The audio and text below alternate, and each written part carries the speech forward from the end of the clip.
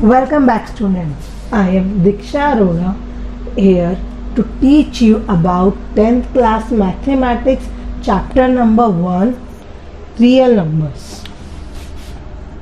Chapter 1.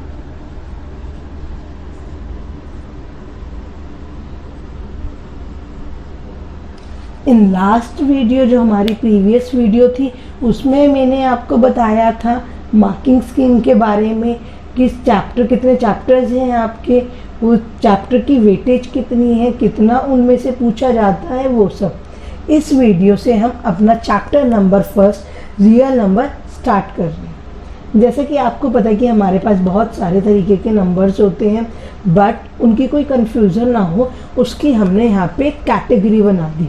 हमारे पास numbers की basically general दो तरीके की कैटेगरी होती है, imaginary and real. Imaginary number वो होता है जिसमें दो कंपोनेंट होते हैं, first one is a number and second one is imaginary component. For example, if I से 8u, it is a number but second part is component, a imaginary component.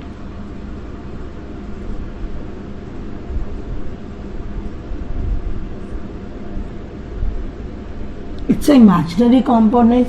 This topic is not for 10th class, it's for 11th or 12th standard. Here our main topic is real. In real, it is also divided in two main parts, that is irrational and rational. Rational की आप लोगों को definition पढ़ाई जाती है, that any number that can be represented in p by q. p by q means it should be in fraction, yes, but q can not equal to 0. जो आपका denominator part है q है वो 0 नहीं होना चाहिए, तभी हम उससे रैशनल नंबर बोलेंगे. Next come to irrational number that can not be rational और that can not be represented in the p by q form. Can't represent in p by q form. Correct. Now, rational number also divide in many category like whole, integer, natural. All these are component of the rational number. Correct. Now, as per the division, you will know you have to study about mainly two topics, irrational and rational. ये topics आपको इस पूरे chapter में पढ़ने हैं. ये आपका proper जो नंबर है, ये नंबर हमने डिवाइड कर दिए हैं, irrational, rational. Rational that can be represented by p by q and irrational is which cannot be represented in p by q form. It is the basically division of number system. Correct. Now let's move to our main topic, irrational and rational number. इस chapter में हम आगे पढ़ेंगे rational number क्या होता है, divisibility rules क्या होते हैं, ये सब कुछ हम इसमें पढ़ेंगे. But before further starting we come to definition of these two numbers.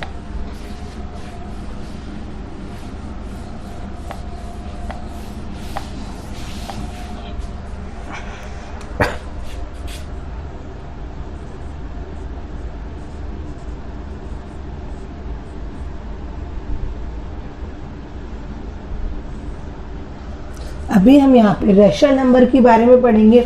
इस चैप्टर नंबर 1 में आपको इरेशनल नंबर के बारे में भी बताया गया है, बट जब हम इरेशनल नंबर पढ़ेंगे उसकी डेफिनेशन मैं आपको तब दूंगी.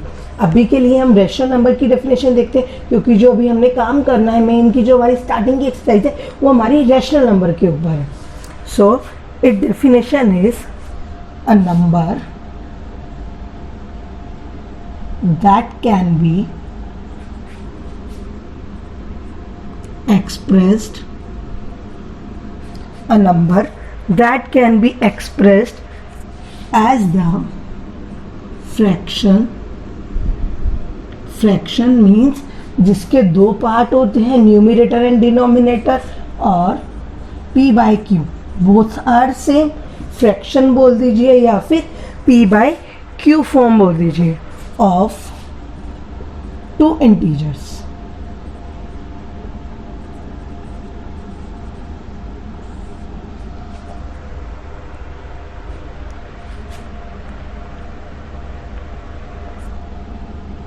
A numerator and a non-zero denominator.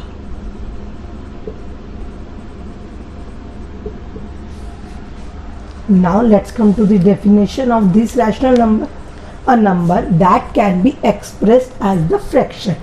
एक ऐसा नंबर जो या तो फ्रैक्शन में हम उसको एक्सप्रेस कर सकें, शो कर सकें, या फिर p by Q form. Fraction में भी हमारे पास दो पार्ट होते हैं, न्यूमिनेटर एंड डिनोमिनेटर.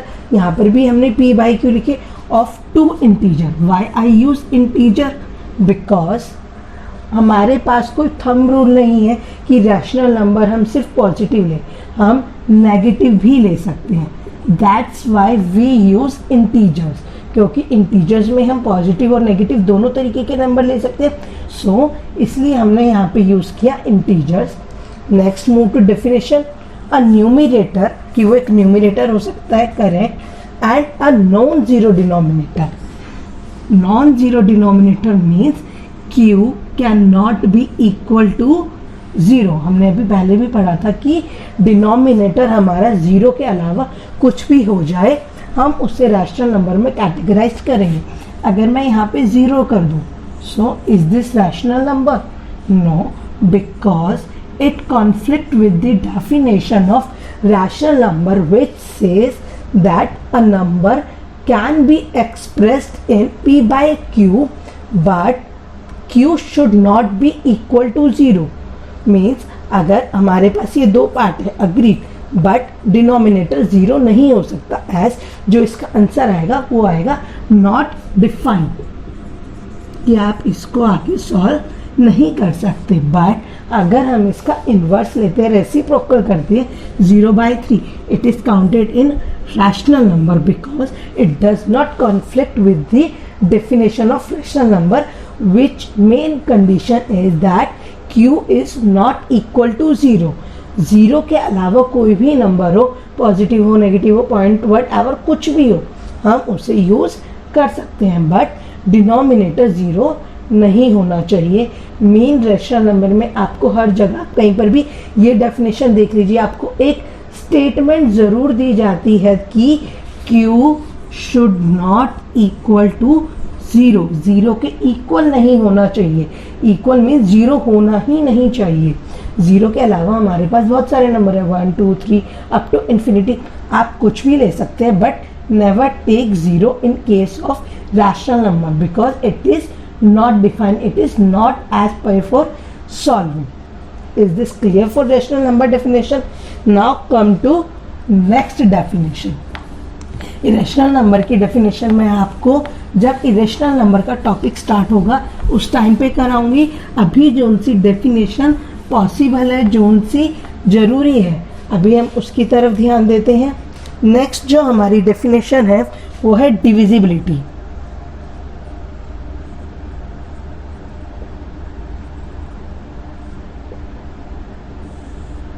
आप लोगों ने अपनी प्रीवियस क्लासेस में डिविजिबिलिटी रूल पढ़े होंगे.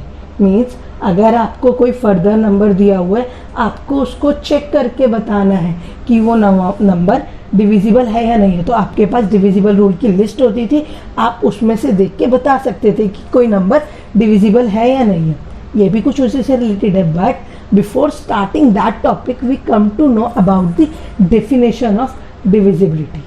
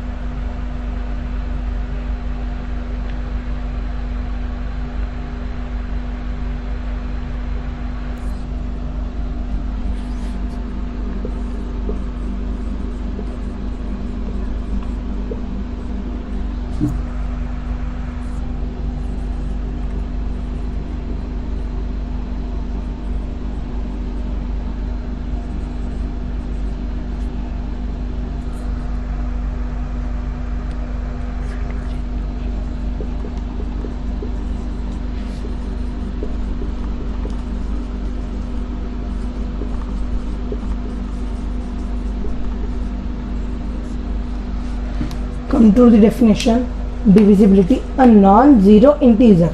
Here I again use non-zero integer.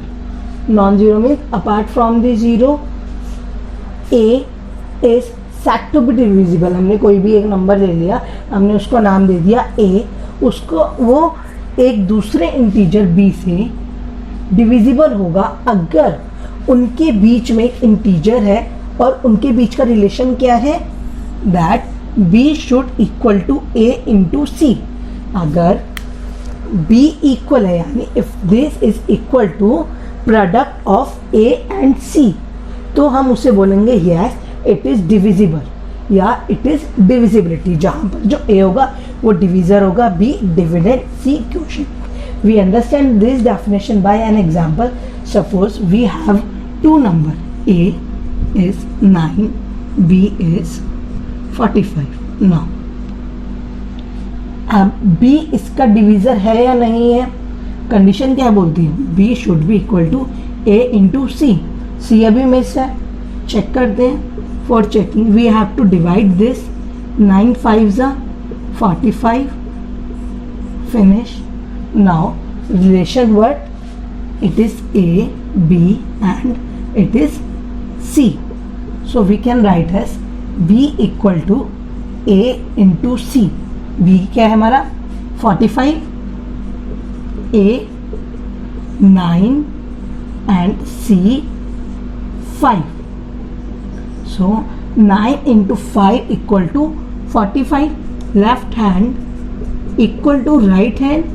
So it is yes, it is divisibility because zone सा हमें रिलेशन दिया हुआ है वो ट्रू हो रहा है, एग्जिस्ट कर रहा है upon this relation that b should B means dividend should be product of divisor and quotient.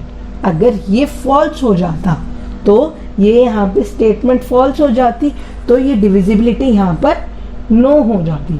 अभी हम कुछ एग्जाम्पल्स करते हैं जिससे आपका डाउट और अच्छे से क्लियर हो जाए.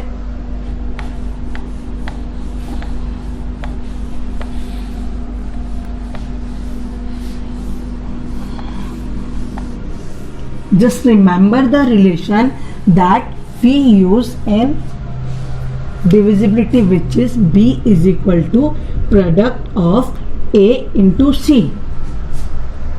So here I make a table. A, B and C. Here A I took 10, B 40 and C अभी हम फाइंड करेंगे, देन उसके बाद हम करेंगे एंड B is 5. यहाँ पे हमने value Lee 62 and this. Now we proceed with divide procedure that B should be divided by A, which means 40 divided by 10. Is it clear? C की value 4. Is this relation work for this? Let's start. 40 equal to A 10 and C is 4. 10 into 4 40 and on left side we have value 40. So it is yes. This relation work in our first part, which is yes. Now come to our next part, that we have to divide 62 by 5. 62 by 5. 5 ones are 5, 1 remainder 12, 5 2s are 10. Again 2 is remainder. As per this condition it should divide wholly and we have at last cross और zero. अगर हमें divide करने के बाद हमें cross मिलता है या ज़ीरो मिलता है तभी ये कंडीशन सेटिस्फाई होगी. अगर रिमाइंडर हमारा ज़ीरो के अलावा कुछ बचता है तो ये कंडीशन सेटिस्फाई नहीं होगी. इसके लिए हमारे पास एक दूसरी चीज़ है जिसे हम बोलते हैं यूलिट्स एल्गोरिथम या यूलिट्स लेमा. वो अभी हम इस टॉपिक के बाद पढ़ते हैं. बट अभी के लिए जो b की वैल्यू है, c यहाँ पे अनडिफाइंड 12 है, हम इसे यहाँ पे नहीं लिख सकते बिकॉज ये इनकम्प्लीट है. It gives the remainder 2. So b can be write as b 62 and b should be equal to product of a and c. 62 should be equal to A multiply C, A is 5 and C is 12. But what about the remainder? Remainder हमारा बच गया, सो reminder हम use कर लेंगे 2 में. Now these statements are equal but for divisibility it gives me no. ये मुझे no कर रहा है तो ये यहाँ पर यूज नहीं हो सकता. सो जो अभी मैंने आपको स्टेप करके बताया कि मैंने इसमें 2 ऐड कर दिया, वो हमारा फर्दर टॉपिक है. Is it clear now? Divisibility क्या होती है?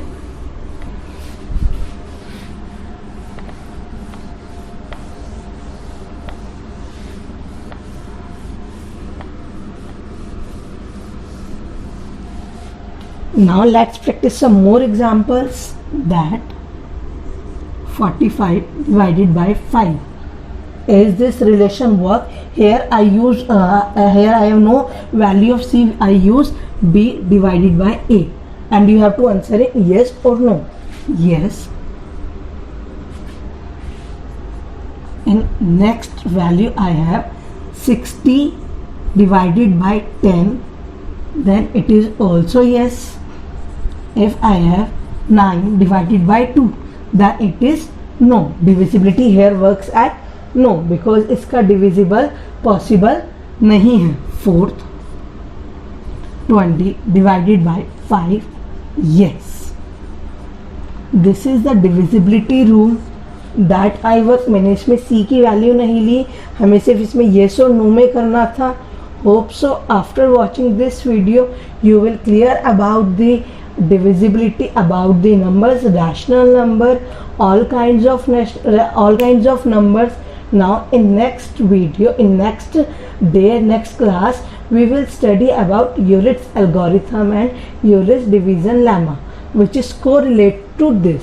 हमने ये टॉपिक इसलिए पढ़ा क्योंकि जो आपके आगे फर्दर टॉपिक्स हैं वो इससे कोरिलेट करते हैं. आपको कुछ प्रॉब्लम ना हो, कुछ डाउट ना हो, इसलिए हमने डिविजिबिलिटी रूल का एक topic. Thank you. Have a nice day.